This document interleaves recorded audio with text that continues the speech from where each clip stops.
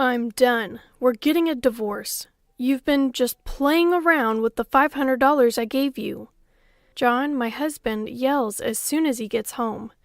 Is he not only taking money from me, but also spreading lies?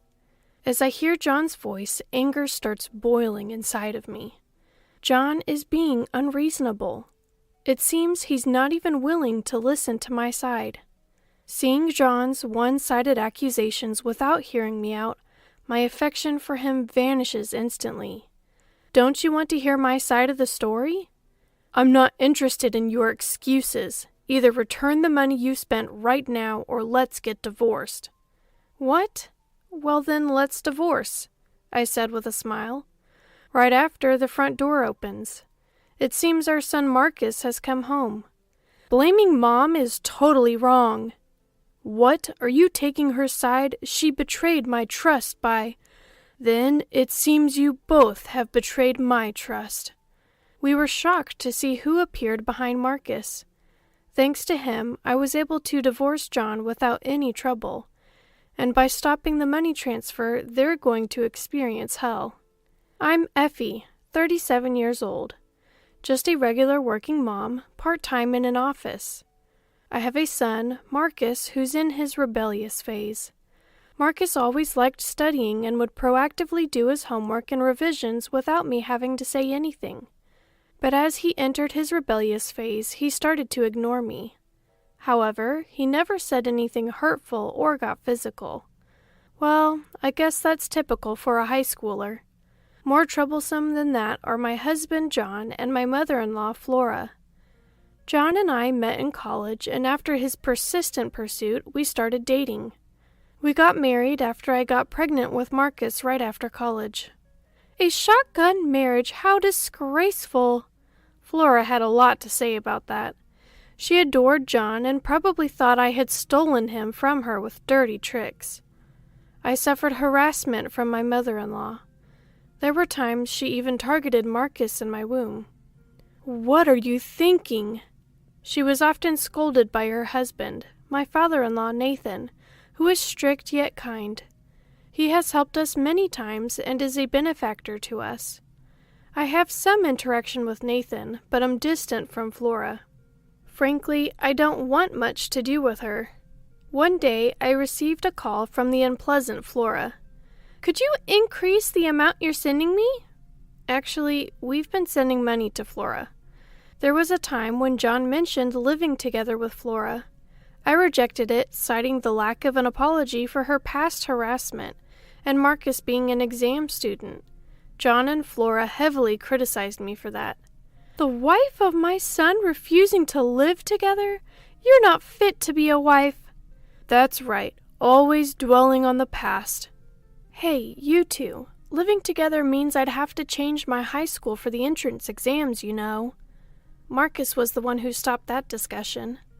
Marcus, being the heir, was adored by Flora. If I don't go to that high school, my dream will be out of reach.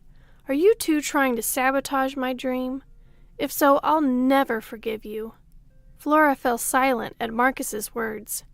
John, who adores Flora, also became quiet, watching Marcus's reaction. Nathan siding with us also played a big part. If you don't cherish your family, I might consider firing you, he warned John. Nathan runs a company where I work part-time, and John works there as a supposed successor. The reason I say supposed is that John is famously incompetent at work. Even I, working part-time, hear about it. He's probably there due to Nathan's generosity. John knew this, so he never brought up living together after that. Hence, we agreed to send money if we weren't living together. Honestly, I don't think we need to send money at all. I just want to show some filial piety, John pleaded, so I agreed. John hates hassle, so I receive $500 from him and directly transfer it to Flora. It's not like they need the money with Nathan's earnings. It's for Nathan's sake. Just do it without complaining, daughter-in-law. Flora cuts the call. Ignoring her could lead to her causing trouble. Until now, Marcus and Nathan have helped, but Marcus is in his rebellious phase, and Nathan is busy with a major project. It might be difficult to get their help. Persistently asked by Flora to increase the amount, I decided to add about $300 from my salary. Just $300, huh? Well, all right. Thank you. I've increased the amount, so please don't contact me unnecessarily. I firmly advised the cheerful Flora. Cutting ties with Flora would be ideal, but we owe Nathan a lot. I thought I'd endure until Marcus becomes independent. I'm home. Ah, welcome back. I have something to discuss. Then I tried to talk to John, who just returned from work, about the increase in the money sent. But John wouldn't even look at me. Irritated by his attitude, I tried to discuss this important matter. Ah, enough. You're so annoying. I'm tired. I'm taking a shower. With that, John quickly went to shower. Picking up the socks and tie John scattered, I sighed. Something wrong? Whoa! I turned at the voice to see Marcus looking at me a bit startled. I was surprised because it had been a while since he spoke to me. Ah, sorry, I didn't mean to startle you with that weird noise. It's fine, but what happened? A rare conversation with Marcus. I was so happy that I ended up telling him everything. I thought I didn't care, but maybe it was sad to be ignored by my child after all. On the other hand, Marcus seemed thoughtful after hearing my story. Could it be that Grandma is... Hey, dinner's ready. Just as Marcus was about to say something, John came out. Then Marcus stopped talking and went back to his room. There goes our precious parent-child time. With that thought, I served dinner to John. Hey, can we talk while eating dinner? Ugh, fish again? As I tried to start the conversation, John complained about the meal discontentedly. Fish again? You said you wanted fish today. But more importantly, that was this morning, wasn't it? Now I feel like meat. You should understand that as a wife. I'm not a mind reader. You know I go shopping after work. If you didn't tell me by then, shut up, you're failing as a wife. Why do I have to be spoken to like that? I retorted in irritation, and John complained more, leading to a fight, and I couldn't bring up the money transfer topic. I didn't realize at that time that Marcus was watching us with his mobile phone. Nathan is such a good person, I muttered alone in the living room. Honestly, I felt like I would break from stress if I didn't say it out loud. Flora aside, John used to care for my health and helped with chores when we were young.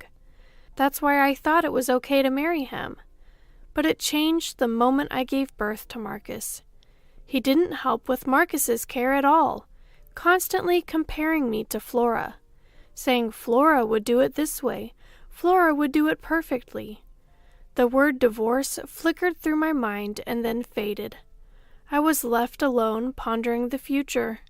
Some time passed and Marcus was on his summer vacation. During this time, John completely ignored me, just like Marcus in the middle of his rebellious phase. Is he really an adult? I have something important, so come over. One day, John was called to the in-laws' house. It was sudden, and since I had work and Marcus had plans, John went alone. John looked unhappy but took a leave and left by himself. Where are you going, Marcus? To a friend's? Sort of. I see. Be careful and don't stay out too late. Then Marcus and I left the house separately. At work, I overheard conversations about how work was more efficient without John around, and couldn't help but give a wry smile. Then, when I got home, no one was there yet. Today, determined not to be criticized again, I started preparing dinner when, Hey, Effie! John's voice echoed from the entrance with a loud noise. What's wrong, John? Why are you so excited? You've been deceiving me, John yelled at my puzzled look. Huh? I tilted my head, not understanding his words, as John glared at me. I was utterly confused, but his next words made it clear. We're getting a divorce. You've just been playing around with the $500 I gave you. John started yelling as soon as he returned. Is he not only taking money from me, but also spreading lies? As I listen to John's voice, anger starts boiling inside me. John is being unreasonable. It seems he's not even willing to listen to my side. Seeing John's one-sided accusations without hearing me out, my affection for him vanishes instantly. Don't you want to hear my side of the story? I'm not interested in your excuses. Either return the money you spent right now, or let's get divorced. What? Well then, let's divorce, I said with a smile. Right after, the front door opens. It seems like our son Marcus has come home. Blaming Mom is totally wrong. What? Are you taking her side? She betrayed my trust by... Then, it seems you both have betrayed my trust. We were shocked to see who appeared behind Marcus. What? Nathan? Dad, why are you here with Marcus? There stood Nathan with an angry expression. What are you doing? Well, that... Answer me quickly. As Nathan asked coldly, John was suddenly at a loss for words. Nathan glared at him while Marcus took out his mobile phone. Then, our earlier conversation played from Marcus's phone. The conversation just now and Dad's attitude towards Mom all this time? I've been recording it. Anyone can see Dad is at fault.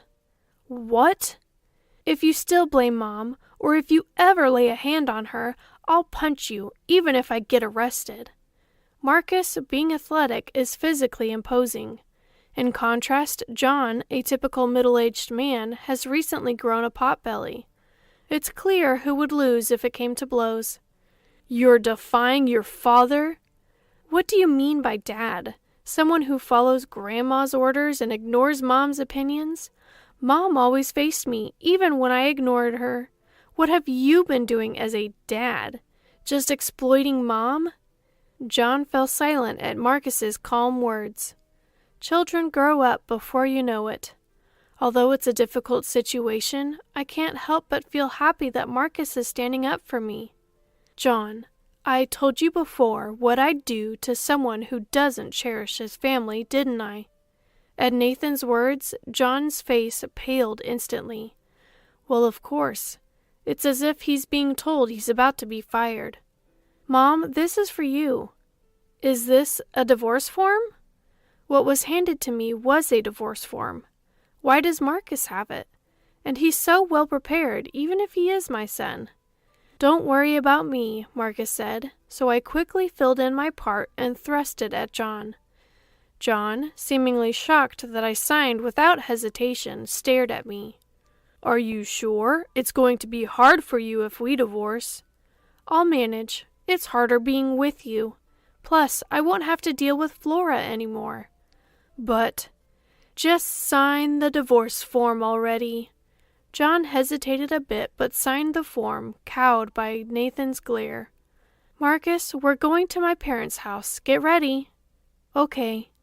Then we packed up lightly and Nathan drove us to my parents' house. John tried to follow, but stopped under the stern glances of Marcus and Nathan. On the way, we stopped by the city hall to submit the divorce form. I'm so grateful Marcus came back with Nathan. His help made it possible for me to divorce John safely. What about the money transfers? Of course, I'm stopping them. By stopping the transfers, they'll really see hell. We arrived safely at my parents' house. They were surprised we came without notice, but welcomed us warmly. After seeing us settled, Nathan left. Hey, Marcus, why were you with Nathan? I asked Marcus when we had calmed down. Well, I had an appointment to meet Grandpa today. Apparently, his errand was to meet Nathan. Marcus, having heard about the money transfer from me, told Nathan about it and John's usual attitude. They had made a plan to discuss what to do next. What we found out was Nathan didn't know about the money transfers. Now that I think about it, Nathan wasn't there when we decided on the transfers. The money transfer was discussed when Nathan was absent. The details were settled over the phone with Flora. From Flora, I'll tell Nathan, or Nathan agrees too. I was completely deceived by her words. After hearing from Marcus, Nathan was furious. She should have enough money from me. What on earth is she using it for? Nathan had Flora investigated and discovered her lavish spending habits. She had been shopping a lot with our money. When they checked her closet, it was full of uncountable brand bags and accessories. And it seemed she was generously funding a young, handsome neighbor boy. That handsome boy, however, didn't pay her any attention. Even I wouldn't seriously consider a grandpa 40 years older than me. By the way, all the one-sided gifts she gave were unopened and stored in a storage room, so Nathan collected them. Grandpa and Grandma are divorcing. He was angry, saying he didn't expect her to be so irresponsible. I know. Nathan, who decided to divorce Flora, was infuriated again when he saw John's attitude through Marcus's mobile phone. Apparently, he came back with the intention of persuading John to divorce me since he is also divorcing. They planned to make John sign the divorce papers and were discussing Marcus's transition from part-time to full-time employment. However, I walked in on a scene where I was being blamed. So everything was prepared for this? Exactly, and this is from Grandpa. Saying that, Marcus handed me a paper with a property written on it. The property is of decent size, located exactly in the middle of high school and the company. It seems to be a bit away from the in-laws' house. What does this mean? As an apology for this time, Grandpa wants to give us this property. His words left me speechless. Certainly, both Marcus and I would need to drive from our current home to the new one. However, from this property we can continue commuting as before without much change. Grandpa insists. He says it's more appreciated if we accept it. I see. Well, I'll thank him later then. Even so, truly befitting a president to buy a house as an apology. I decided to accept Nathan's gesture with gratitude. Shortly after, John was fired. Not only for this incident, but also because it was revealed he had been causing various troubles despite being the president's son. He had been burdening others with his already limited workload, pressuring young female employees for relationships, and harassing male employees. When I mentioned considering disciplinary action, testimonies started pouring in. So John was promptly fired. Flora, divorced by Nathan and kicked out of the house, went to John's side. With little savings left after settlement and child support payments, and no job after being fired, they're in a difficult situation. The other day, I saw Dad working part-time, being scolded by my classmate. Oh, really? Did your classmate say anything to him? He did. He said, "Your ex-dad-like person came." I replied that he can scold him freely for using and scolding us so much. I see. It's miserable to be scolded by one's son's classmate every day. With his known incompetence at work and the challenges of finding a new job at his age, it's tough for John. Add to that his uncontrollable spending habits and being surrounded by Flora, he's now trapped in debt hell. I heard from a former neighbor that they often hear fights from his house, and the police were called recently. It seems he's embarrassed about it, and he might move out soon. Either that or he'll be forced out due to unpaid loans. On the other hand, I became a full-time employee. Although the responsibility has increased and I come home later than before, life has become more comfortable. There's no need for financial support, and Marcus, after hearing about John, developed an interest in part-time jobs. Now he earns what he wants on his own, so there's no need for strict budgeting. I won't squander money like Flora, so our future is secure. I still meet with Nathan. If you haven't decided on your future yet, how about joining my company as my successor after graduating college? Apparently, Nathan has always wanted Marcus as his successor. Having John work there was also a way to pique Marcus's interest. Of course, no pressure. If you don't find something else you want to do by graduation, just consider my company as an option, Nathan suggested. Marcus listened seriously to Nathan's offer. Marcus, do what you want. I'll work to repay this kindness, I said. Thanks, Mom. Honestly, I'm still not sure about the future, Marcus replied, though he's aiming for an economics degree, possibly hinting at an interest in business management. Sometime later, John contacted me. He finally couldn't pay the loan and sold the house. Hearing how he abandoned Flora clinging to him, I was astounded. Now that no one's tormenting you, let's reconcile. Marcus needs his dad.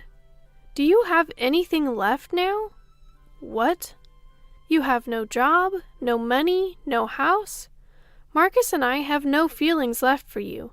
You even discarded Flora, the only thing you had left. What's left for you now? John fell silent at my question. He chose Flora over me, only to abandon her too. I was disappointed.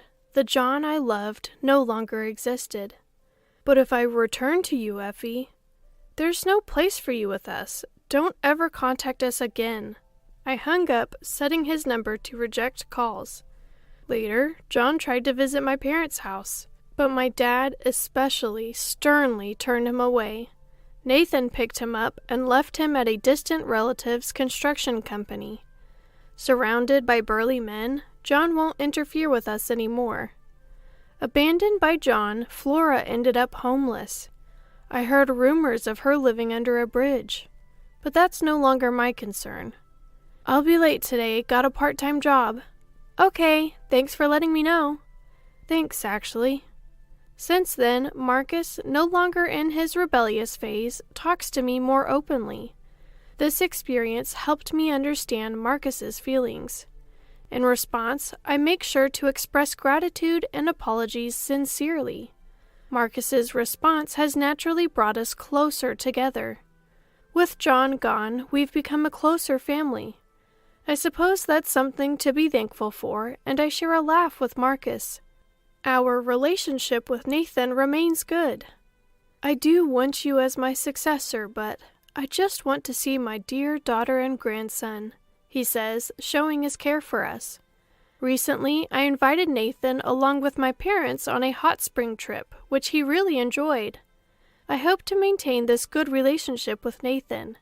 Years after the divorce, I still receive reconciliation letters from John via my parents. I tear them up and throw them away without getting tired of it. Another letter from him? Yes, seems like it. He never gives up. It's persistent. He'd be happier if he just moved on. He has nothing left, so he's desperate. Now let's eat quickly. Today is a special day. Marcus, having graduated college, is starting as the successor in the company. He has already been recognized at work through his internships during his student days. I even heard rumors in the office about Marcus being the promising new talent. I'm proud of such a son. Here, Mom, I wanted to give this to you. What's this? Marcus handed me a beautifully boxed, elegant pen. I saved up and bought it. I've come this far thanks to you, Mom. His words almost brought tears to my eyes this morning. I want to continue our peaceful family life, keeping close as a family. And to support Marcus in his happiness, I'll do what I can. Just like the mother-in-law, I'll be careful not to interfere too much.